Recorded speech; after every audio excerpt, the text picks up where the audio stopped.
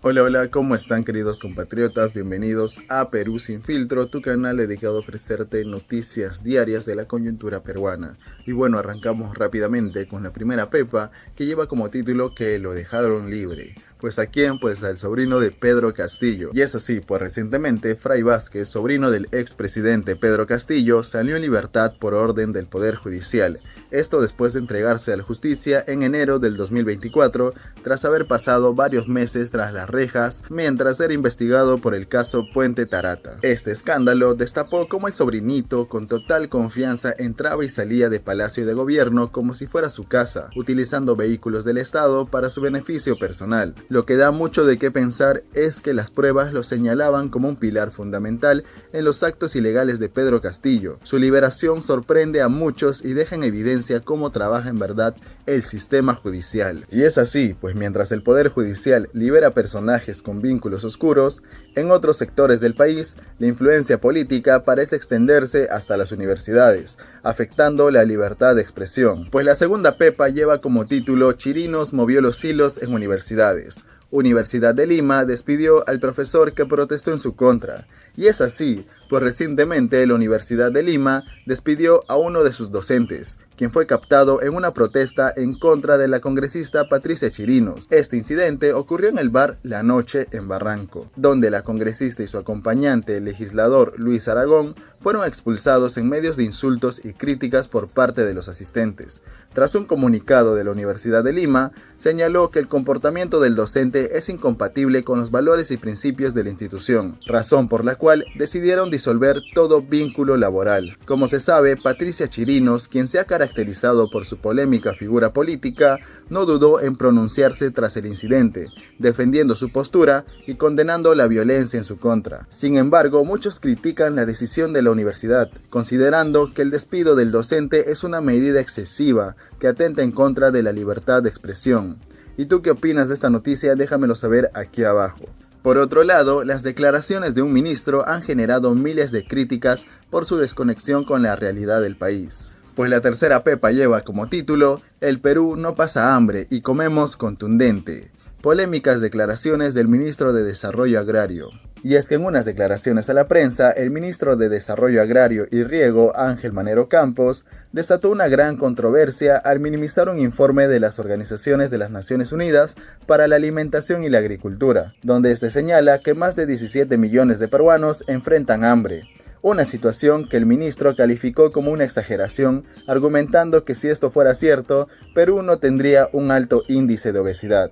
Escucharon bien. Pero eso no fue todo, pues el ministro Manero también comentó que según él los peruanos solo deberíamos comer 2 veces al día, porque él también lo hace. Es lo que usted dice, nos falta consumo de carne, estamos consumiendo poquísima carne porque precisamente el precio es un poco alto. Eso tenemos que resolverlo de dos formas. Primero, produciendo más y mejor para que haya más oferta y los precios estén más bajos. Y segundo, que el Estado también tiene que mejorar sus programas alimentarios, ¿no? El programa de ayuda a la población que implementa el MIDI tiene que ser mejorado para poder llegar a precisamente esa franja de pobreza extrema que tenemos y que ciertamente necesitan ayuda. Eso, para usted, ¿qué es pasar hambre? Mire, eso es relativo. También, yo por ejemplo no ceno, ¿no? Y yo estaría catalogado por la FAO como de inseguridad alimentaria grave, porque no ceno ningún día. Pero las personas que responden esto, que dicen que no comen al menos una vez o no han comido un día, no es porque no quieran cenar o porque estén haciendo dieta, sino porque no tienen los recursos para comer. Es un buen tema. En muchos países se come 2 veces al día. Nosotros estamos acostumbrados a comer 3 veces al día. Un estudio serio tiene que medir la cantidad de calorías, la cantidad de proteínas, la cantidad de grasas, la cantidad de vitaminas en un día. Y hay que decir también que el estudio de la FAO no ha hecho trabajo de campo, ellos se basan en 4.000 encuestas que se han hecho. O sea, aquí hay que hacer trabajo de campo para medir calorías, para medir proteínas, para medir todo eso. Porque ciertamente usted con un desayuno y un almuerzo contundente ya tiene más que suficiente. Y eso nos lleva a otro tema, a decir, lo publicado por el Ministerio de Salud, que hay más de 16 millones de peruanos con sobrepeso.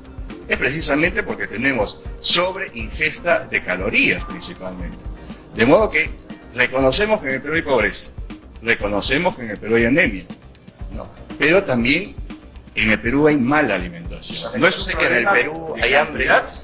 no es un problema de cantidad, sino es un problema de calidad. Hay malísima alimentación en la mayor parte del Perú. Y sí hay un 5% de la población que es la pobreza extrema, donde hay altísima probabilidad de pasar hambre. En el Perú hay hambre.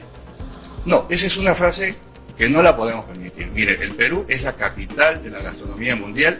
No se puede decir que los peruanos pasan hambre porque esto es en un segmento de la población. Y estamos hablando del 5% de la población que sí, sin duda, tiene alta probabilidad de pasar hambre. O sea, hay un pequeño grueso de la población que son esos 6.8 millones que dicen que no han comido un día o más, que representan al 20% de peruanos que se han pasado hambre. Entonces, en el Perú sí hay hambre.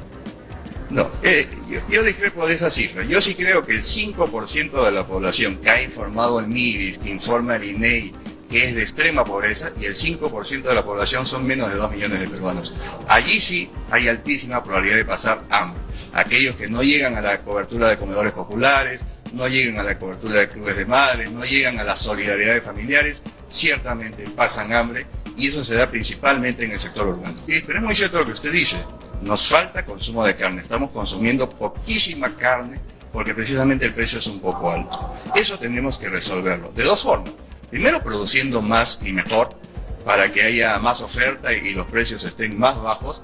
Y segundo, que el Estado también tiene que mejorar sus programas alimentarios, ¿no? El programa de ayuda a la población que implementa el MIDIS tiene que ser mejorado para poder llegar a precisamente esa franja de pobreza extrema que tenemos y que ciertamente necesitan ayuda. Eso, para usted, ¿qué es pasar hambre? Mire, eso es relativo.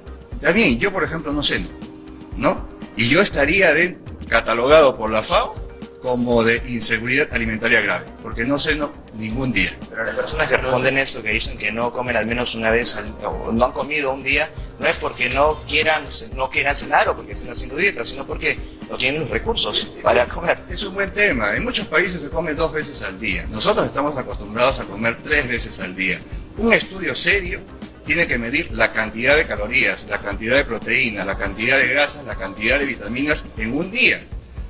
Y hay que decir también que el estudio de la FAO no ha hecho trabajo de campo. Ellos se basan en 4.000 encuestas que se han hecho. Pero es muy cierto lo que usted dice.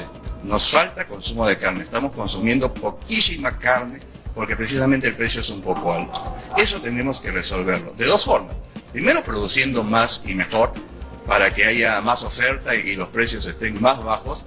Y segundo, que el Estado también tiene que mejorar sus programas alimentarios, ¿no? El programa de ayuda a la población que implementa el MIDIS tiene que ser mejorado para poder llegar a precisamente esa franja de pobreza extrema que tenemos y que ciertamente necesitan ayuda. Eso, para usted, ¿qué es pasar hambre?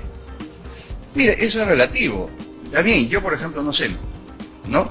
Y yo estaría catalogado por la FAO como de inseguridad alimentaria grave, porque no ceno ningún día. Pero las personas que responden esto, que dicen que no comen al menos una vez, o no han comido un día, no es porque no quieran cenar o porque estén haciendo dieta, sino porque no tienen los recursos para comer. Es un buen tema. En muchos países se come 2 veces al día. Nosotros estamos acostumbrados a comer 3 veces al día. Un estudio serio tiene que medir la cantidad de calorías, la cantidad de proteínas, la cantidad de grasas, la cantidad de vitaminas en un día. Y hay que decir también que el estudio de la FAO no ha hecho trabajo de campo. Ellos se basan en 4.000 encuestas que se han hecho. O sea, aquí hay que hacer trabajo de campo para medir calorías, para medir proteínas, para medir todo eso. Porque ciertamente usted, con un desayuno y un almuerzo contundente, ya tiene más que suficiente. Y eso nos lleva a otro tema, a decir, lo publicado por el Ministerio de Salud, que hay más de 16 millones de peruanos con sobrepeso. Es precisamente porque tenemos sobreingesta de calorías principalmente.